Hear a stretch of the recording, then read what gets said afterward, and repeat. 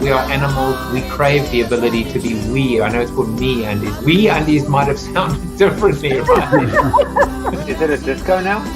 Yeah, it's an after party, so it's now we go with the flash. My goal in life is to be a laptop sticker. Me too. And despite the best ministrations of your wife, you still look ugly.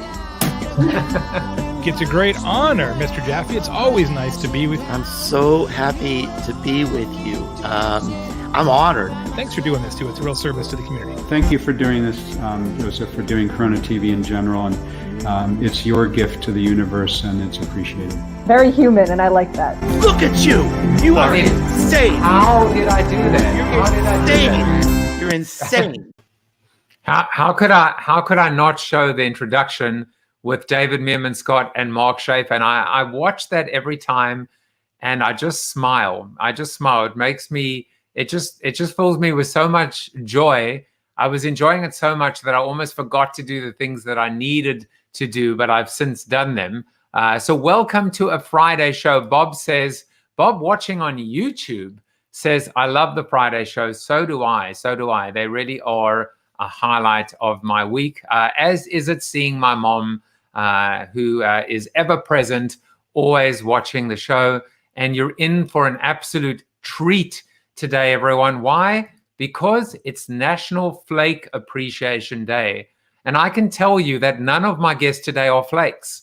So I'm not sure exactly what kind of flakes we're talking about, but if it's snowflakes, the Northeast had, we had a lot of snow. We had a lot of snow. We had more snow in one night than the entire season last year. But it's 2020, so of course, anything can happen, and it probably will. So let's give you a little bit of a heads up for next week, who the guests are going to be.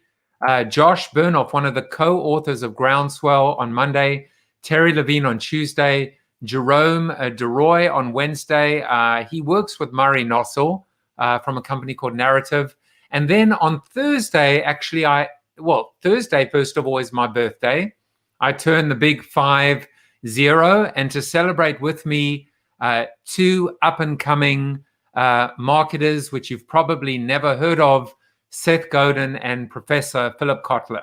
I got to tell you, Philip Cutler is my true north. He's the reason why I got into marketing. And he's also probably the person you should send complaints to and blame for me getting into marketing. But both of them will be on the show on Thursday. And of course, on Friday, there is no show because it is Christmas. As you know, I'm Jewish. So normally I would be going and eating, I guess, what's the old cliche, Chinese food and seeing a movie. I will not be doing either. But I do have a little Christmas surprise for you guys today, for those of you that are, in fact, celebrating Christmas. Now, Tom Morris is here. It wouldn't be CoronaTV without Tom Morris. He says, great to be here for another Friday of wisdom. And of course, you know, you're going to get so much wisdom from my guests. Kuda Biza, Faith James, Eaon Pritchard. The smart money was on the fact that he would oversleep today, and he didn't. It's 4 a.m. for crying out loud. He made it. That's the commitment. It's Saturday in 2022. The man has come from the future, and he made it today, and I'm grateful. Mark Schaefer and David Meerman Scott. There is so much marketing brain power on this show today that I am just not worthy. Well, let's celebrate some birthdays, and I'm just going to call out Amanda Vedino. She is the Manda to Grimanda, married to Greg Vedino, who I used to work with at Crayon, of course, a previous guest on the show. Happy birthday, Amanda. I hope you're having a great day. And then, of course, on LinkedIn, happy birthday to Sia, Jason, Josh, Olga, as well. I hope you guys have an amazing, amazing day. Well, that's kind of it for me, except for one thing. On Wednesday, I attended Tom Deierlein's TD Foundation annual gala. And I'll get back to Tom a little bit later in the show. but I also had the privilege of hosting the after party. So CoronaTV sponsored or hosted the after party. And we went on for about an hour and a half at the after party, almost a full bottle of red wine later. And right at the end of the after party, one of the attendees brought on a guest, a man by the name of Stephen Harms. He's an opera singer. He lives in LA. You can imagine what COVID has done to him, his profession. But he surprised us all with a rendition of Oh Holy Night. And I wanted to play it for you today. Oh, holy night, the stars are brightly shining. It is the night of my dear Savior's birth. Long lay the world in sin and error pining, till he appeared and the soul felt its worth. A thrill of hope, the weary world rejoices, for yonder breaks a new and glorious morn. Fall on your knees, or hear the angel voices. O night divine, O night when Christ was born, O night, O holy night, O night divine, O fall on your knees, or hear the angel voices, O night divine, O night when Christ was born. O night divine,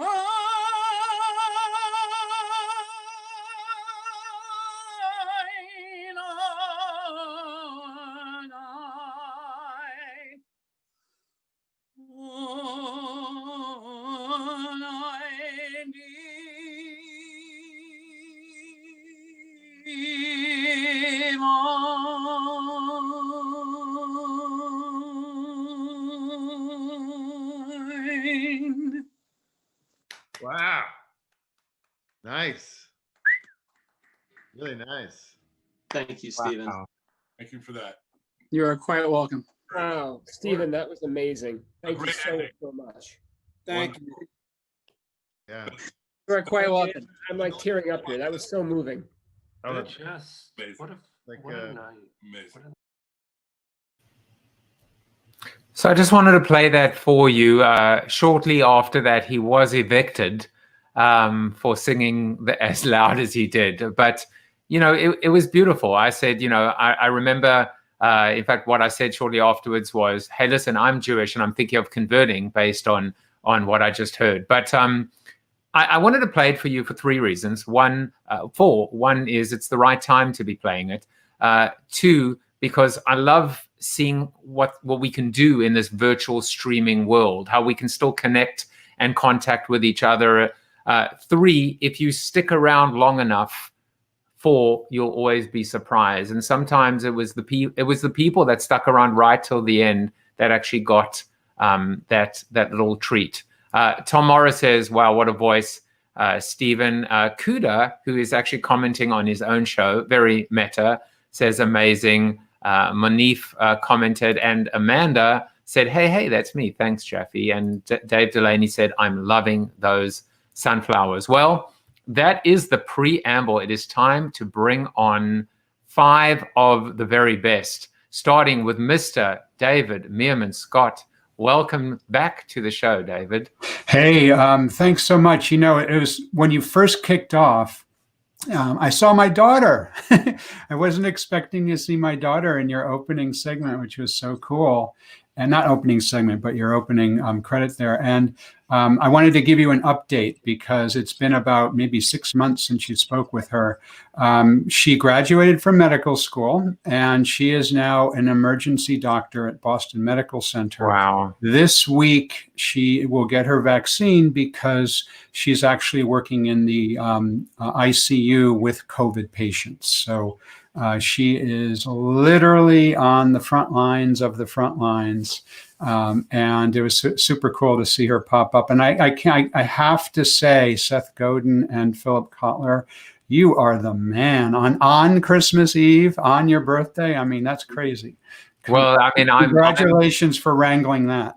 I'm very, very grateful that they are coming on, as I'm grateful that you're coming on.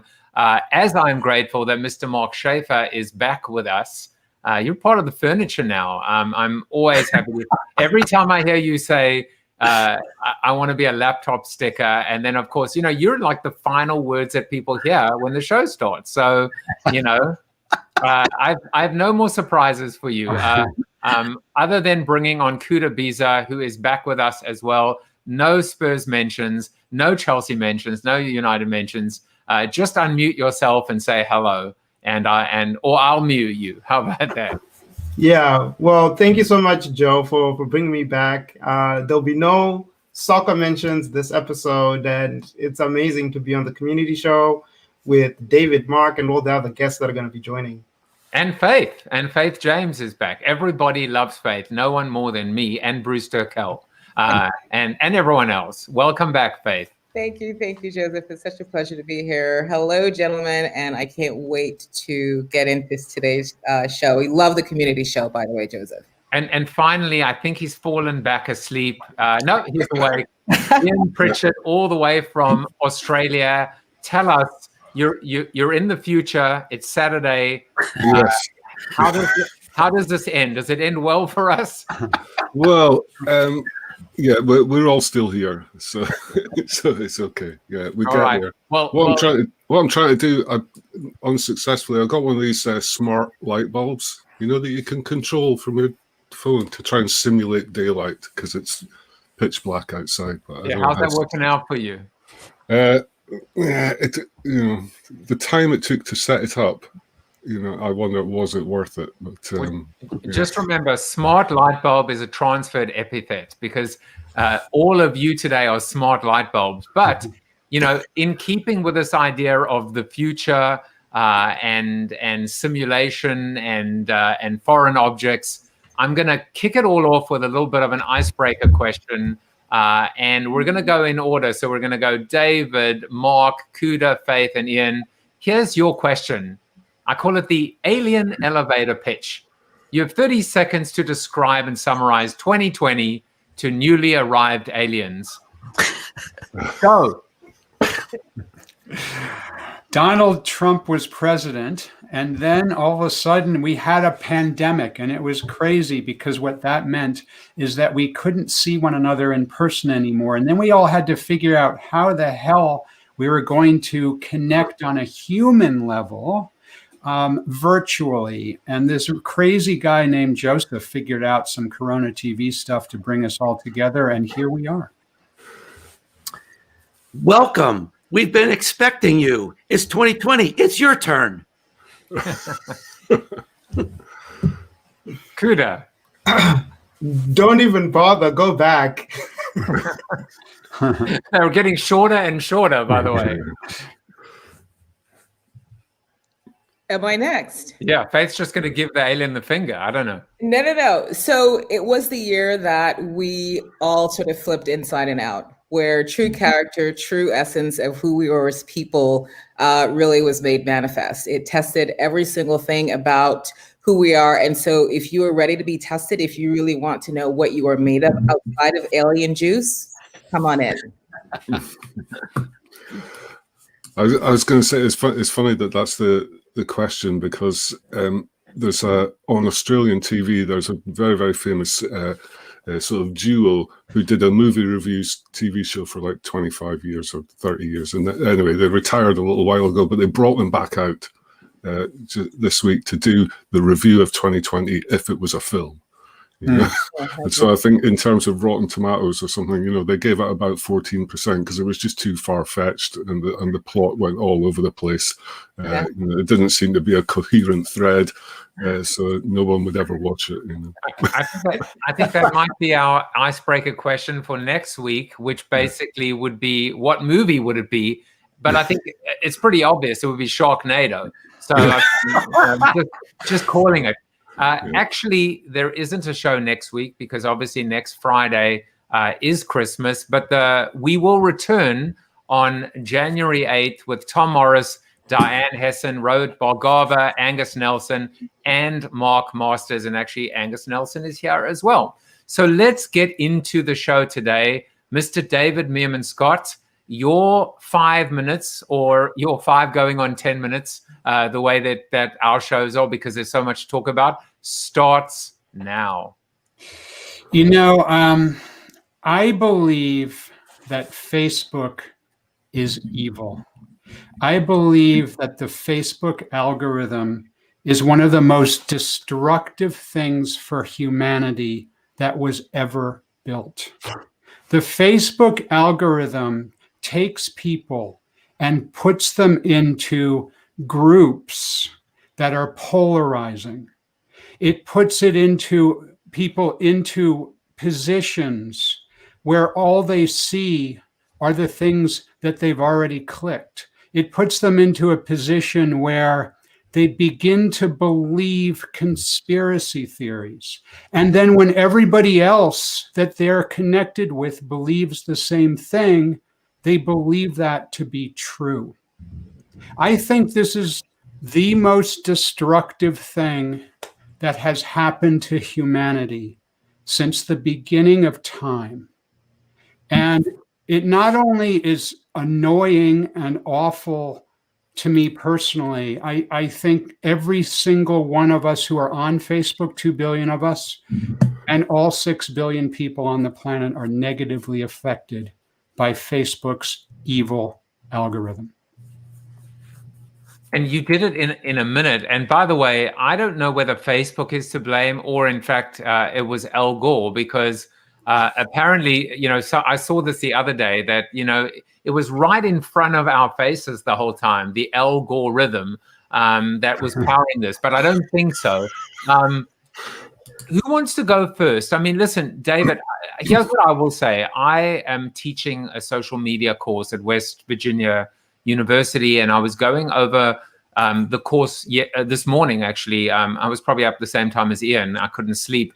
And one thing I wanted to have my students do is watch The Social Dilemma. Yeah. And I'm actually going to put it in as an extra credit, which is to come up with a point of view on that. But I clearly don't disagree with you, but I'll reserve my opinion to afterwards. Who wants to jump in with a comment? You know, the day Facebook became a public company, I wrote a blog post that said Facebook will become the most dangerous company on earth. And the reason is it's the monetization model that, you know, they have to show ads. They have to collect personal information. Their resource that they mine, I mean, they don't mine coal. They don't use cloth. They don't use agricultural products. Their natural resource is our personal information. And as a public company, they have to increase their profitability every quarter without excuse, without end. And the only option they have is to take riskier and riskier, moves with our personal information and use it in bolder ways. And so the conclusion has to be, even way back then, this is going to become the most dangerous company on earth. I think it's come true, and I believe, and I agree with you, David. Yeah, I think it is the most dangerous company on earth. It's the most dangerous company that's ever existed. And I believe it's all because of the algorithm. Yeah, the personal information is what drives the algorithm. So what you identified and what I discussed are very much in sync, because you can't drive the algorithm without the data. Part of it is the algorithm, and part of it is that it's a rudderless company in terms of ethics. Yeah. They only do what's right when they get caught. And so that's what the culture of the company is going to be. That makes the algorithm worse. I spoke about on my show how I'd refrained from anything even remotely political for a couple of weeks. And my friends, I'm at the max count of 5,000, and it stayed the same. And the moment that I actually wrote something about, I said, President-elect is about to give his 7th, or is it 8th victory speech. And the next morning I saw 4,999. And, I joked about it in a little kind of irreverent way, which is great because I have a waiting list. But ultimately also what's happening is less and less people that have a different worldview to mine are now surrounding me. And so that's a problem. But then on the flip side, sometimes I wonder whether posts, as they say, bad news travels much quicker and much further, and whether I'm just being exposed to information that's going to arouse the like, the comment, the share, versus having a meaningful dialogue. I will say one more thing and then see what Kuda, Eaon, and Faith have to say, that, it's funny how it's us now talking. We're the people that I don't want to say necessarily boosted it at the beginning, because we didn't boost it unnecessarily. We believed in it. We believed in the conversation. We believed in the promise and potential. And that's why it hurts us even more, because we've seen it completely perverted and bastardized and destroyed.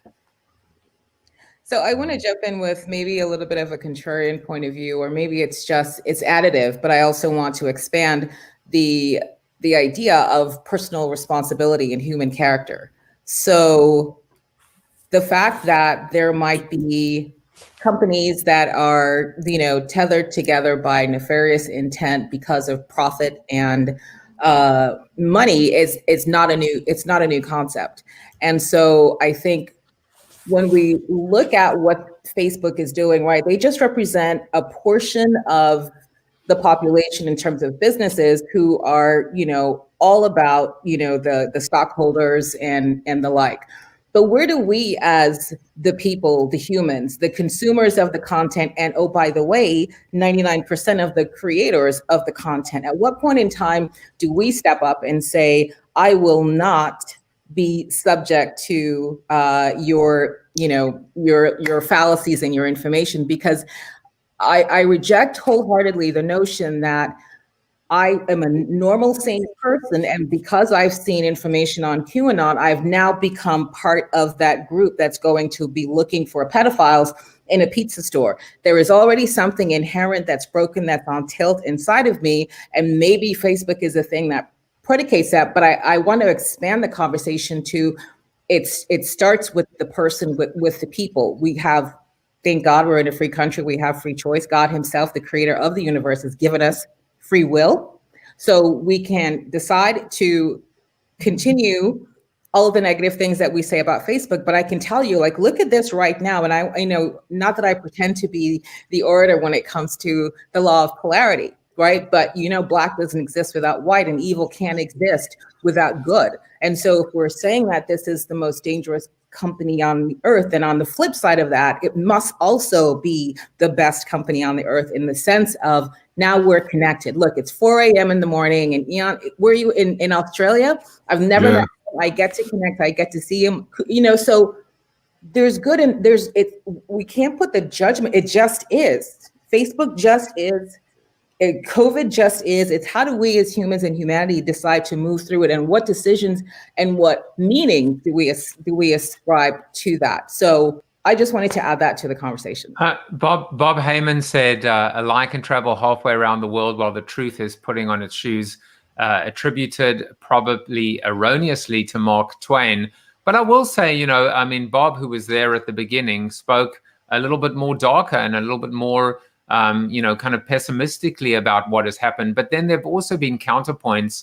like David Rendell, who spoke about exactly what you said. I do think it's up to us, and it's incumbent upon ourselves right now to be able to be the change and be the voice for change. And maybe even conversations like the ones we're having on Corona TV, we're creating our own community, our own communities of interest. And I think, as they say in, 50% of the battle is actually admitting there's a problem, right? Maybe 80% of the battle. Now we have to come up with a solution. So thank you, guys. We're going to move on to Mr. Mark Schaefer. And funnily enough, this is the time where I show the first CoronaByte. Actually, Thursday's CoronaByte, I'm going to break my own rules for a second, I think speaks a little bit more to what David, kicked us off so brilliantly, provoking us and challenging us. So I'm going to break my rules by showing the CoronaByte on Thursday, which was Farrah Bostic, one of the smartest strategic minds I know. And this is a CoronaByte that is all about being seen to be in it versus being in it.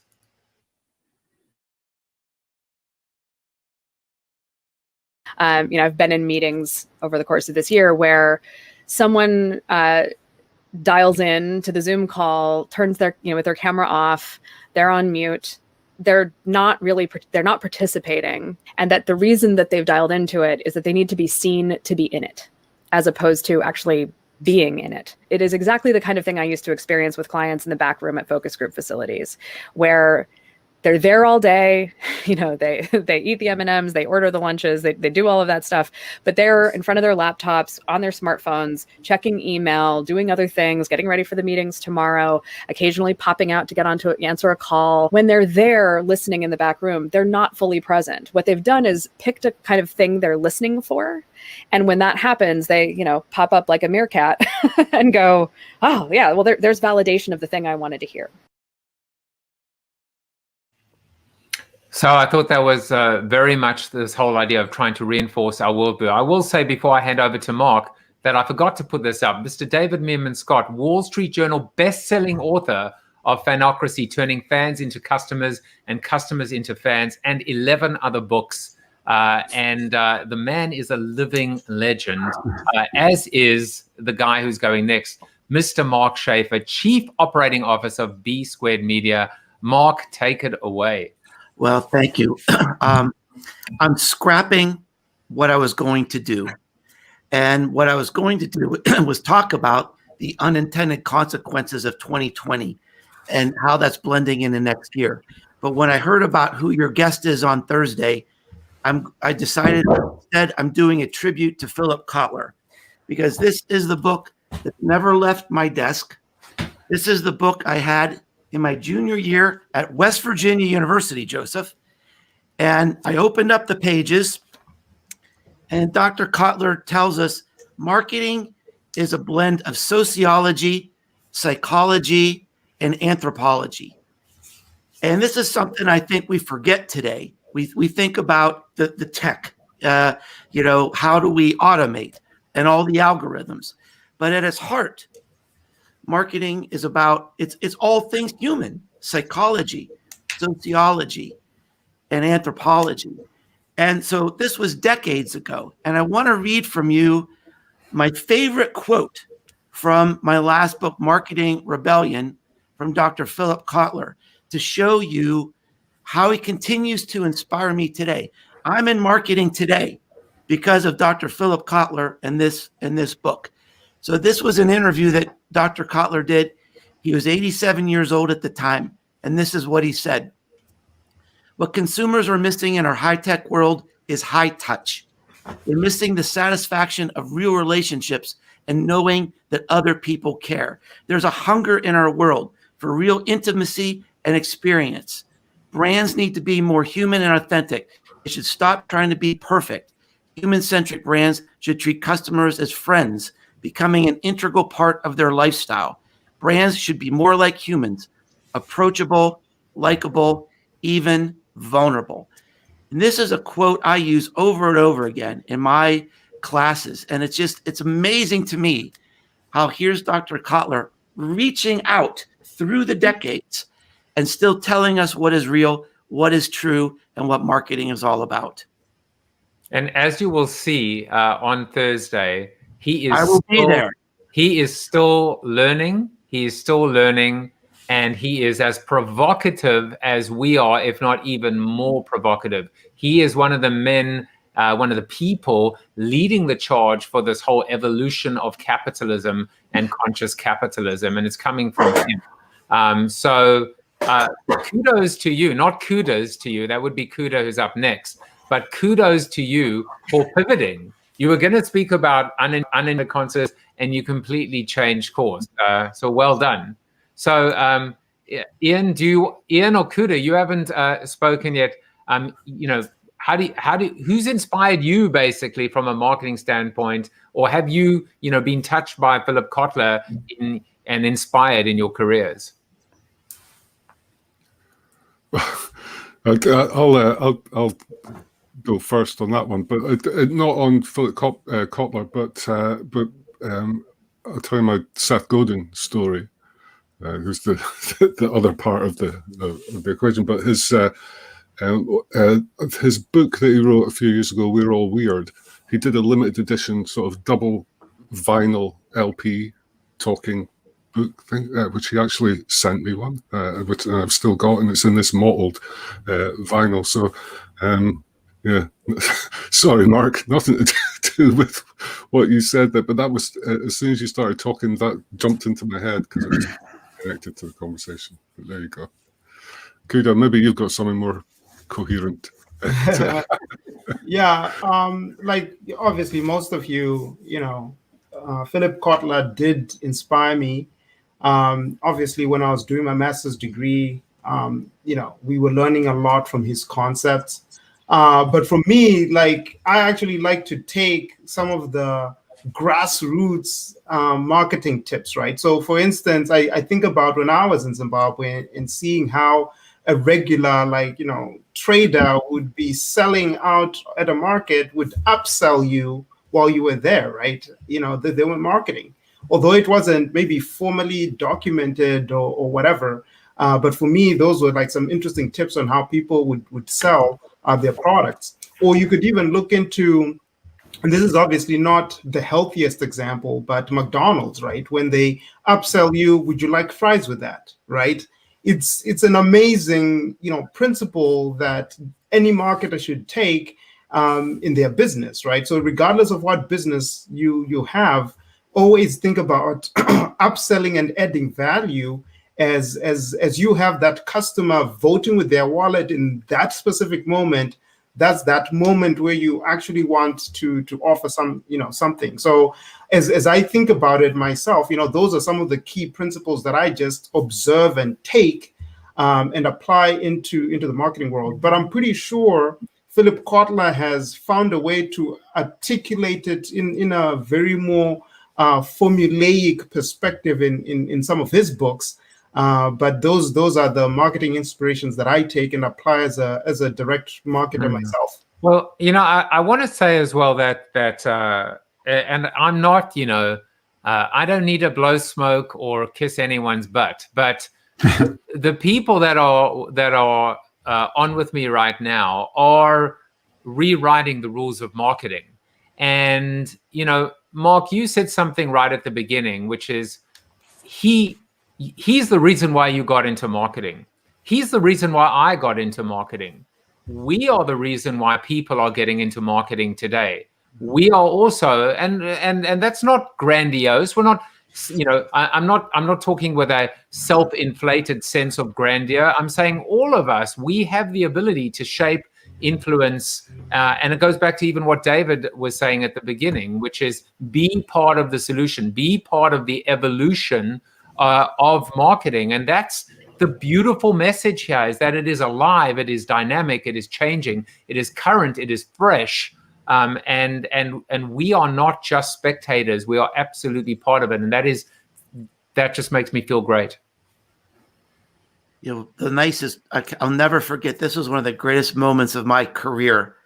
There was a young woman that came up to me in Scotland, and she had been waiting to meet me, and she had tears in her eyes. And she said, "I am who I am because of you." and and I didn't even remember this, but apparently I took the time to like answer some of her questions one time, and she was a reader of my blog, and she just couldn't wait. And that was one of the best moments of my whole life. I'm gonna work backwards today. Now I'm gonna just create a habit of working backwards.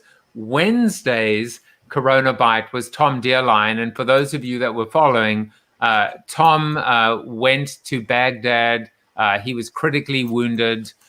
He recovered. The TV Foundation was established 15 years ago in his name. But he actually talks about in this CoronaByte about being faced with the decision, being called up and whether to fight it or not, and what he calls the shaving test. And I think for us as marketers, we have to apply the shaving test from an ethics and integrity standpoint. This is the bite.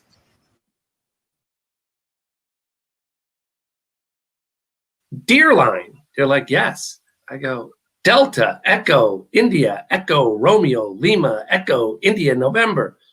They're like, yeah, you're called up. Yes, you are coming back for a year and a half. Then I had to decide whether to fight it or go. I did think about fighting it. Eventually, I called it the shaving test. Yeah, the shaving test. So like, in order to shave in the morning, you got to look yourself in the mirror, right? And if I think about why I was successful, first and foremost, it's my family and my parents.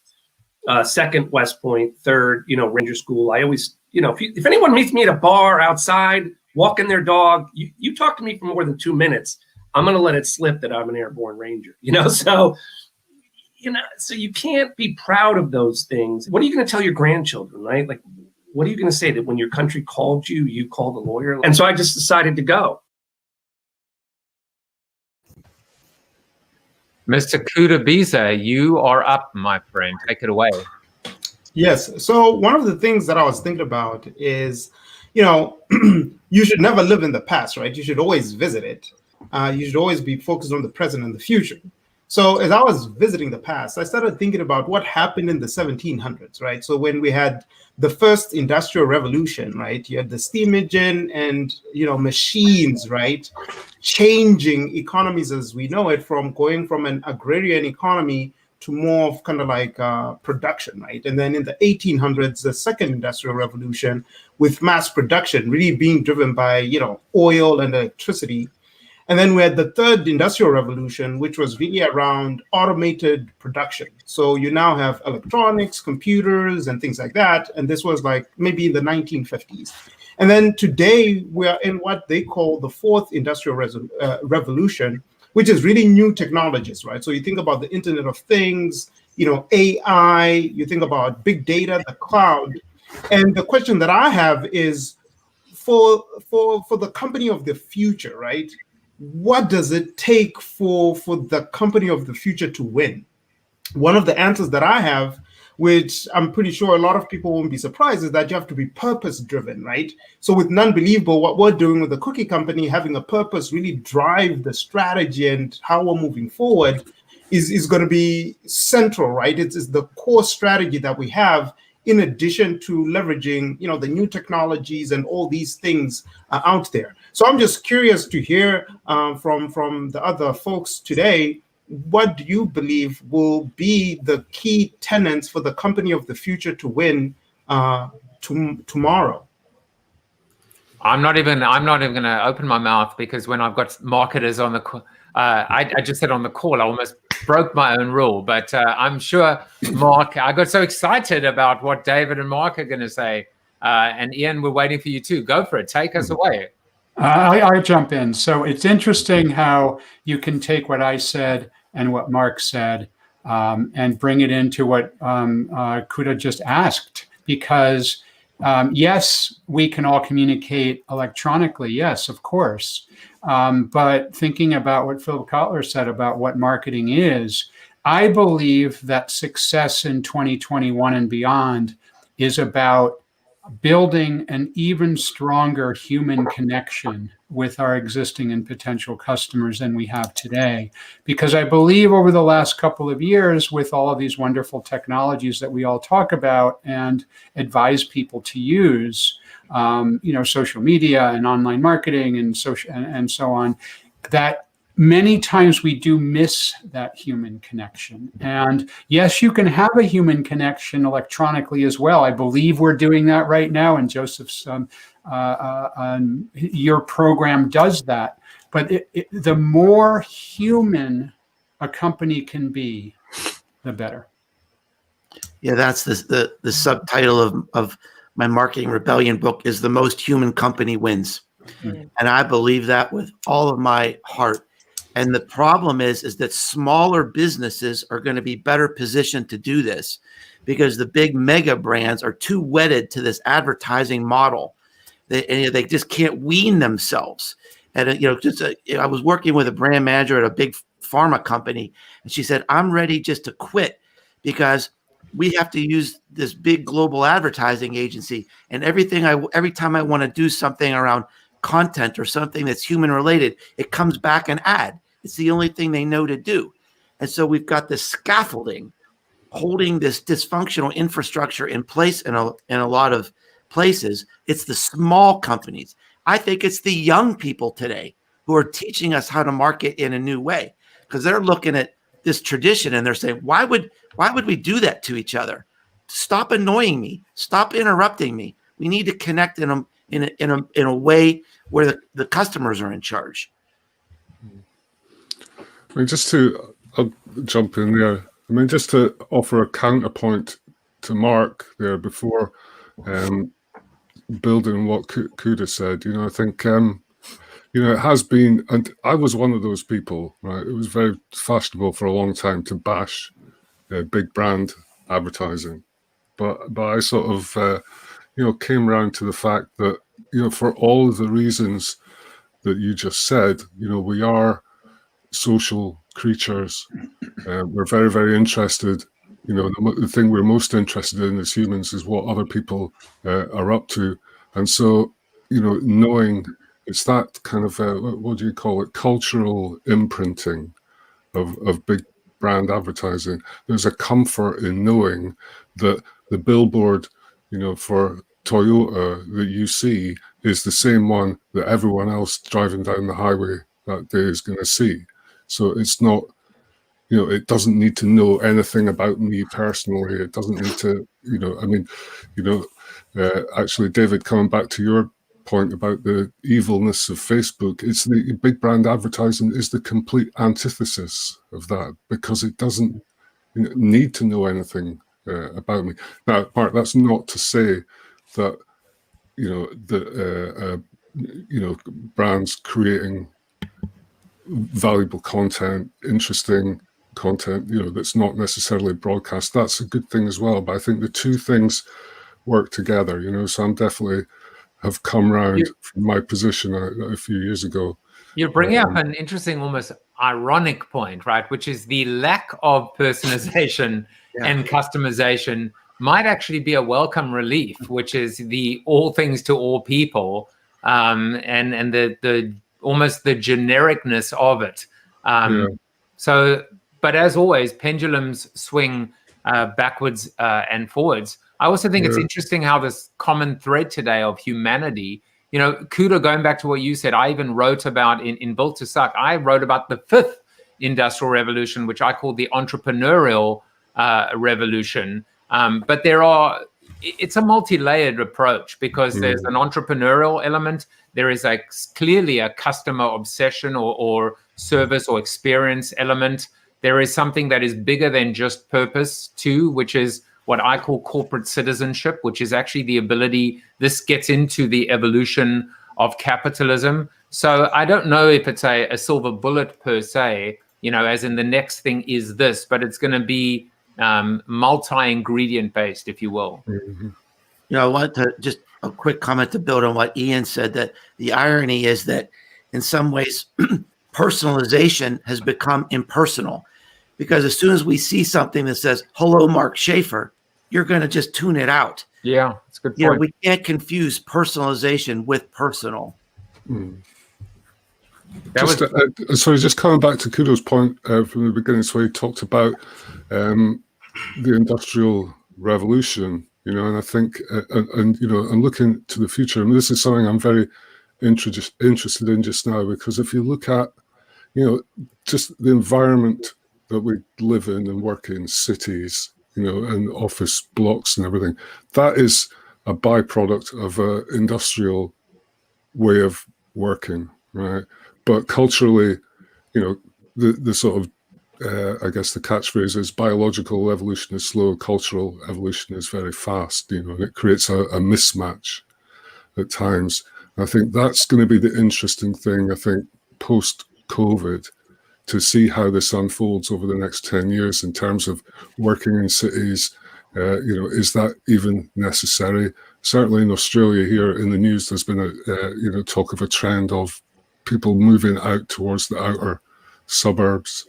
And so it's might change the makeup of cities as well. And then come back to sort of Mark's point, you know, about small businesses. That's got big implications for the people that run little cafes and shops and everything in city centres, because that, you know, they've lost a lot of traffic over the last year with people not moving around, and maybe that's not coming back. You know? Well, I've got this is a good plug for our Zoom after show where we will continue the conversation. Bob had asked, how can great marketers help small businesses realize their opportunity? We'll save that for the after show.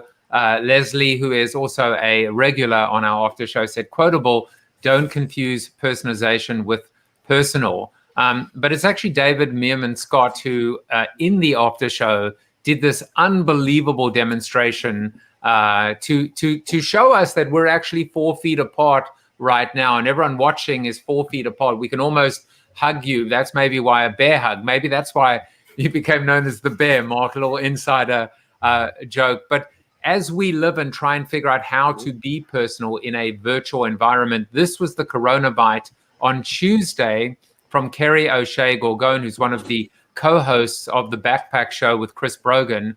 And I'll play it for you, but I think it speaks for itself in terms of how do we break through and how do we create connection in this Zoom fatigue-enabled world we live in. And the answer is Room Raider.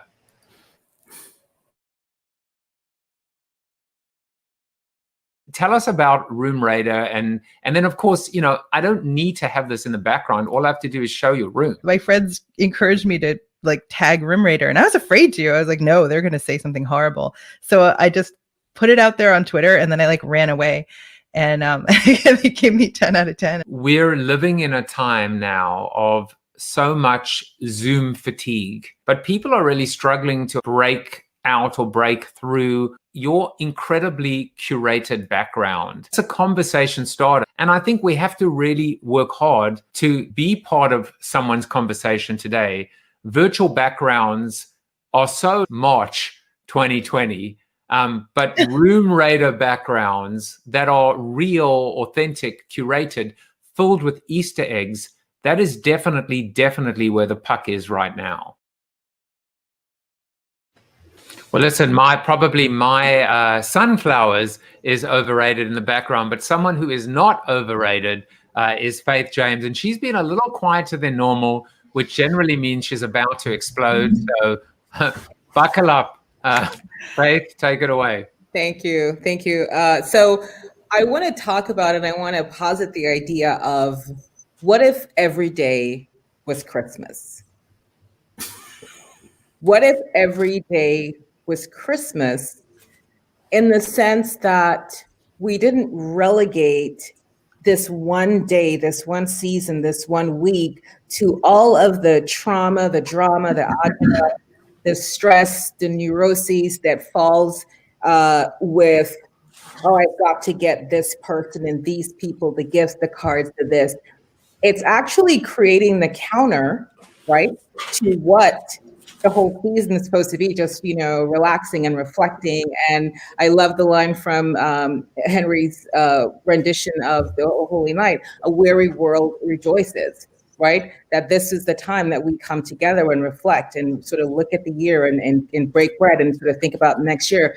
But instead, because we've relegated our giving of gifts, our giving of time, our giving of our presence to the holiday, we don't have time to do that. We're still, you know, traipsing through the virtual stores, or we're, you know, like looking for the last button to click on Amazon and tracking packages And the whole thing just becomes a mock. So I want to bring to the floor the idea of this book, which I just love. It's one of my most favorite books, Giftology by Don Ruhlin. And what he says is, this is a way to surprise and delight your clients in a way that's going to let you stand out, stand above the fray. But think about this in not just giving the holiday cookies, but it's just a Tuesday in April for no good reason. And here comes a delivery person with a box of, I don't know, butterfly jellies that you know that your client absolutely is nutso about butterflies. And on a Tuesday in April for no good reason, this box arrives and she opens it. I mean, talk about bringing back the humanity into the idea of the gift giving. That it's not because I feel pressured, I ought to, I'm shitting all over myself, I should get this, I should get that, but rather taking time to know people on an intimate level, that you know that I'm the person who loves all things like, you know, truffle chocolate. So you happen to be in Australia, you happen to be in Belgium, and you see a little cafe and you're like, on your travel, you've purchased this thing and you've held it so that, again, on a Friday in October, for no good reason, here comes the delivery person and I've opened this thing and it's like, oh my gosh, he really, really cares about me, right? Not just I'm on the list of like the 500th person I'm sure he's probably had to buy this gifting for. So just when I say, could every day be Christmas, could we get out of the pressure of Christmas being the time to go buy stuff and spend money that we don't have? Listen, I am not being funny when I tell you I live for Christmas. I love Christmas. I love all of it. But for me, it's more about the ceremony and the fun and the lights and the coming together and the creating of the moments. I think the card giving and the gifts kind of muck up the conversation a bit. So I just want to get your thoughts on that, this idea of what John Ruhlin talks about in his book, Giftology, as a way of making Christmas every day for our clients and our friends. Can I have two real quick observations? Number one, you've got a number 10 room rater as well. Yeah, it's just awesome. And you're talking about Christmas and you have a Christmas tree in the background. It's absolutely brilliant. I think the idea of giving gifts to the universe with no expectation of anything in return is super interesting. And sort of what I took from what you said is that's a really big idea. With no expectation of anything in return, you give gifts to people. I think the problem with Christmas itself is that you give and then you're nervous, am I going to get something back? Or someone gives you something and you're embarrassed you didn't give them anything. A Christmas card comes from somebody in the mail, like, oh my God, I don't know their address to send them one back. But every other day of the year, you can give somebody a gift with no expectation of anything in return. Love it. One thought I have, as a Christian, is when you think about like the whole gift giving, I think brands and corporations have kind of like taken over Christmas and made it more of like a monetization event, right? Because I always try to seek to find where exactly is the Christ in all of the stuff that's happening in marketing and pushing and driving a lot of sales during Christmas. So that's point number one. Point number two is the same argument, faith, could be said for every other day. So why can't every day be Father's Day? Why can't every day be Mother's Day? Why can't every day be Valentine's Day? Brilliant. Right? So I think when we tend to think about it, right, first of all, why do we have specific days or specific period of days where we celebrate certain things when those things could be celebrated every single day? However, we cannot have every day be election day. There's one person in this world who's trying to do that. There's one person in the world trying to do that. It's not working. That's fantastic. And speaking of monetization, of course, there's a very, very short and straight line between that great build from Kuda and the idea of customer service, and being able to truly treat as I often say, treat every customer interaction or transaction as if it was your only one and as if it was your last one. And of course, on an even bigger level is the whole idea of embracing our mortality. We recognize and appreciate our health this year more than ever before, where when someone says treat every day as if it was your only day and your last day, for so many people that has taken on quite literally life and death. So as always, Faith, you get us thinking in unexpected ways. And as I said, this is the worst segue ever. But on Monday's CoronaByte, I was thinking, like, how do I bring it back to monetization? But I absolutely loved this bite from Nate Woodbury, because for someone like myself, a creator, someone who has pivoted, for anyone, quite frankly, any entrepreneur, any small business owner that's looking to try and figure out how to grow, he came up with an absolute pearl of advice.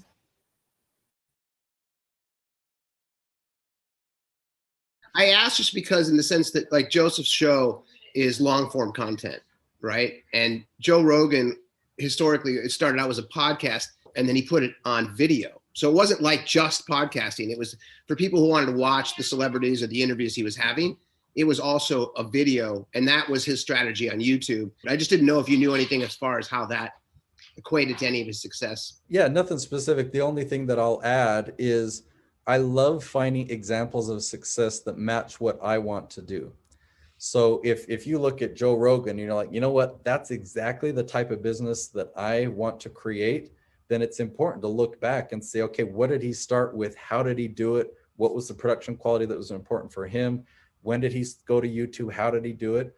And that's how I break down everything. It's like, all right, I want to get that result. Love that idea of just being able to find the one person that you wish to emulate, whether it's Philip Kotler or whether it's Joe Rogan, and just literally, look at every single detail and follow it to a T. I think we can all relate. Eaon, you get to bring us home. So take it away, my friend.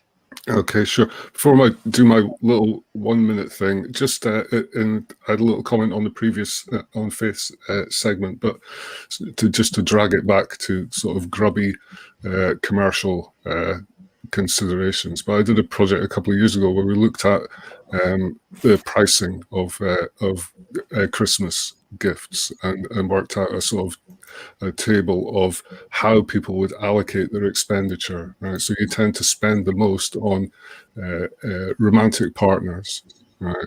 Second most on parents, third most on other genetic relatives, and then the further down the chain you go, the spend allocation is lower. So we were able to help a retailer with their pricing structure for displaying certain items. So it's so sorry to make it all about dollar. just on my mind words. So my little segment. So I'm going to make a little opening sort of gambit, right? Human evolution has been based around collaboration and communication at face-to-face level. Our social and psychological survival skills are built around being able to read and navigate in the presence of other people. And then there's a sort of a theory of naturalness of communication, which is something I'm quite interested in, right? And then the natural communication framework is composed of 5 elements. So the first 3 are the ability to convey and observe facial expressions, body language, and speech, right? So that's all good. But the other components of natural communication are these non-verbal forms of communication. So that requires a high degree of co-location, a high degree of synchronicity, which allows individuals engaged in communication, interaction, or solving tasks to exchange communicative stimuli. Right. Now think about how we've adapted over the last sort of 8 months or so. Obviously, Joe, this show, classic adaptation, for you, and I can see it just evolving and getting more, just building on its format as you go along. But we're still in that space of facial expressions, body language, and speech. And I'm curious what the rest of the guests think about what if this remote communication is the way forward, for the foreseeable future. What opportunities have we got for building in or simulating co-location, synchronicity, and other communicative stimuli? Now, Joe, probably thinking back when I first, I don't know if you knew me, but I knew you in those back in the days of Second Life, for instance, Sure. which was there was it was thought that would be a potential solution to that, the co-location problem. Didn't quite pan out for them. I'm interested in there's some people I know doing some things with sort of esports video game type technology to to try and do that, in kinds of not for just for entertainment, but for actual training and development and leadership and everything. So I'm not sure where it's going, but the sort of two-dimensional flat video-based communication has got us this far. I think the next evolution is how we sort of jump into that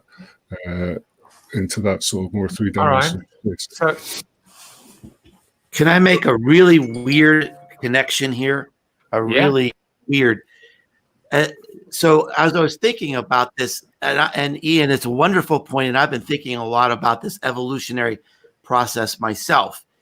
And I made this connection when there was the oil crisis and gas prices were going high. So there was all this innovation going on about shipping things more carefully, making things into like boxes, shipping things unassembled so it would take up less space. And I knew someone in that business. Then when gas prices started coming down again, all that innovation stopped. They said, we don't need it anymore. We can go back to the old way. And I'm wondering, because we all see this need to go to the next step and evolve, I wonder how much innovation is like, okay, but if we go all in on this, is this going to be gone in 2022? When people go back to work and people go back to the water cooler, I just had that idea in my head about how much timing and will people put money into the evolution if that's inevitable, or people are going to wait to see what happens. I'm a big believer that where we're going to go, and I'm specifically thinking about events. I did 10 in-person events in the first quarter, 0 in the next 3 quarters, and something like 40 virtual events since April. And people are wondering what happens to virtual events when we can do in-person events again, and what happens to in-person events, will people go to them? I'm really, really interested in a hybrid model where some people are physically in a room and other people are participating virtually, but it's not simply a video of what's happening on the stage, but it's truly, there's 2 interactive events happening at once. One, people are physically there, another people are virtually there. And David, if we've learned anything, from QR codes, is don't ever write anything off.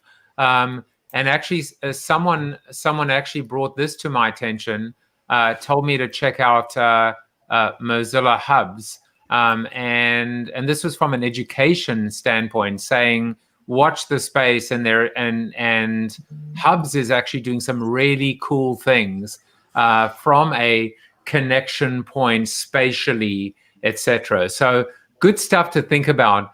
Well, we are just a little bit north of the top of the hour. It's amazing the conversation that comes from.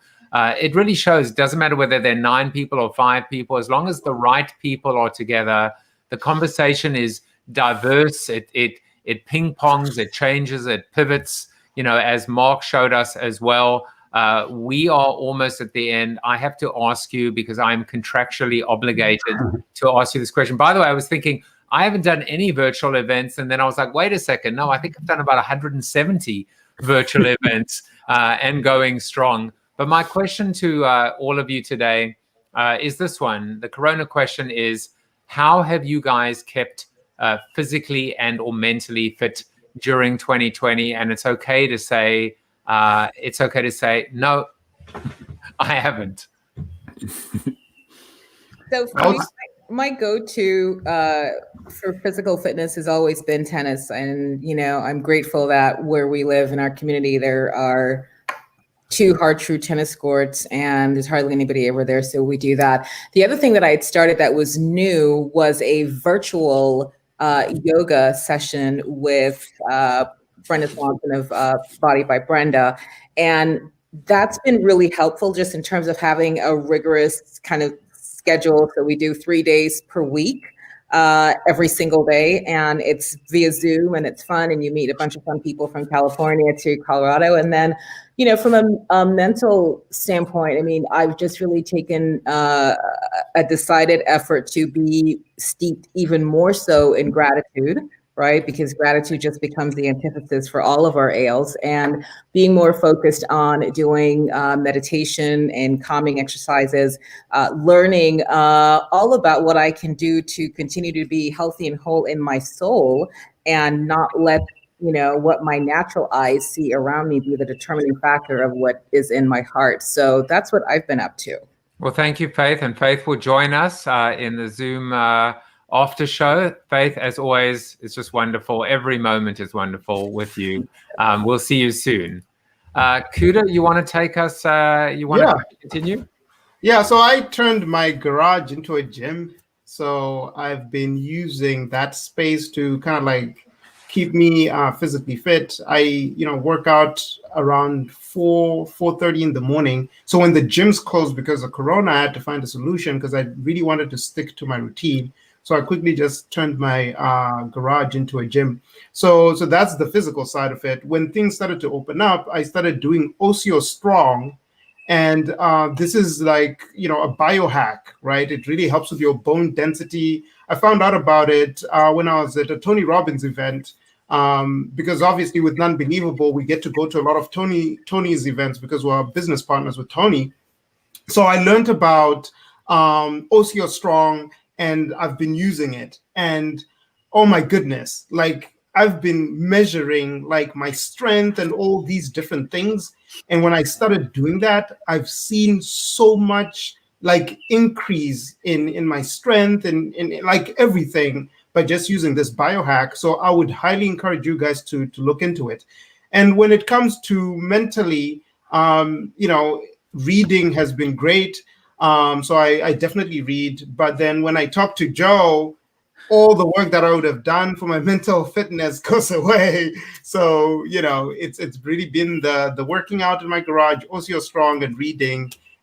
Those have been kind of like the 3 things I've been doing. Well, thanks, Kuda, and we'll see you later as well. Mark Schaefer, what biohacking have you been up to? I am not nearly so sophisticated as to do any sort of biohacking, but like Faith, I do enjoy playing tennis, and I play tennis a couple of days a week with my wife.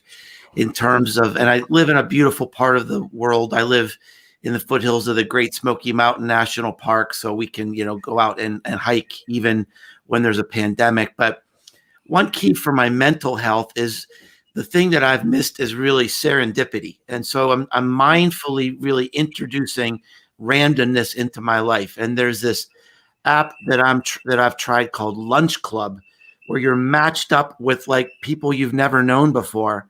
And you can kind of pick, I want to know, you know, I want to talk to marketing people. I want to talk to branding people. And it's, you know, it's been a really good experience. And we found ways to help each other and get some new ideas. And I do that once or twice a week just to, you know, introduce randomness into my life. Well, hopefully these community calls on Friday as well. Yeah. I wrote down 2 ideas from today's call. Wonderful. And I don't know why I keep calling it a call, because I literally have said to Leslie Laredo, I will kick her out the after show if she ever calls it a call. So she must be just laughing at me. I don't know. I can't seem to get it out of my mind. But Mark, we'll see you a little bit later as well. And I'm glad you took away something. I always take away something from every time we're together. All right, Mr. David Meerman Scott, you are up next. Thank you. So for the past 10 years, I exercise every single day. I have lucky to have a home studio. Normally, I swim a couple days a week, but that's out because my health club is closed. So I do yoga, I do Pilates, I do weights, I do pull-ups and push-ups. I do get exercise for about an hour every single day. I think I've missed probably a dozen days in calendar year 2020. Wow, and that's why you're still so svelte. We will see you soon, David. See you soon. To have you back. And finally, Mr. Eaon Pritchard, bring us home.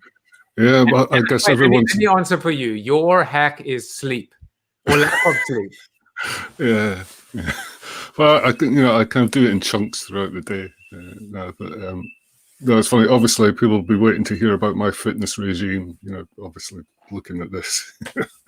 Now, it's funny. Faith said earlier that she wished it could be Christmas every day. My dog thinks it's Christmas every day at the moment because having been at home for nearly a year, luckily where we live is about 50 k's south of Melbourne, in the sort of countryside of the bush, as they call it here. So there's lots and lots of places to walk. So I've just out with the dog all the time. I kind of feel sorry for a lot of the dogs that we see because I've never seen them before, and so when everyone, if people go back to work or what have you, these dogs are not going to get walked, so maybe there's a business idea in there. Good. All right, so if you waited right to the end of this show, you got the idea of a dog walking app or something, or that derivation. Thank you for waking up, Eaon, and maybe we'll see you in the after show. Well, I guess that's it. I've done brilliantly to keep us into 1 hour. Just kidding. We went a little bit over, but time flies when you're having fun. I will be back on Monday. You can join us in the after show should you choose to, but otherwise just be safe. Have a wonderful weekend. And in the words of the immortal Chuck Norris, you are Chuck Norris approved. Thank you for watching Corona TV with your host, multiple author, and global keynote speaker, Joseph Jaffe. Corona TV is the show about hope, positivity, optimism, and if there's time left over, a little bit of marketing. The after show on Zoom starts right now at bit.ly/Corona TV After Show. If you like the show, tell a friend or two. Please subscribe to the show at coronatv.show. And if you want to get inside news, previews of upcoming guests, and much more, text Corona TV to 66866 or visit josephjaffe.com/subscribe to sign up for the show's newsletter. And despite the best ministrations of your wife, you still look ugly.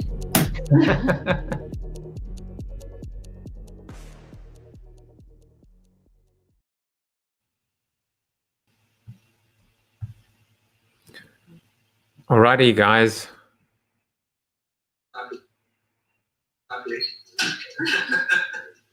Is that me? Oh, yeah. Okay. Hello, Bob Farnham on mute. Maybe Bob's not on mute. Maybe I'm on mute. Boom. No. Boom. It was going through my Yeti. Hi, everyone. I've had that. I got one of those Yetis as well. For about 2 weeks, I couldn't work out why I couldn't hear anything, and then I went into the preferences.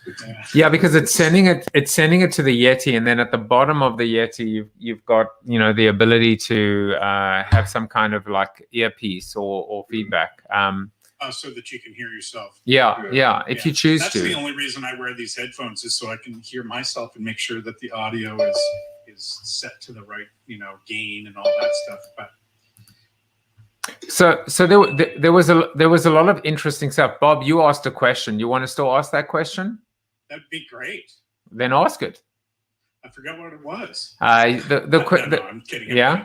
So I think it was Mark that said, marketers have this opportunity to work. Well, I think the opportunity is there for marketers who have some experience in all this to reach out somehow to the small businesses. And I know tons of them here in Vermont. I mean, that's what it is small businesses.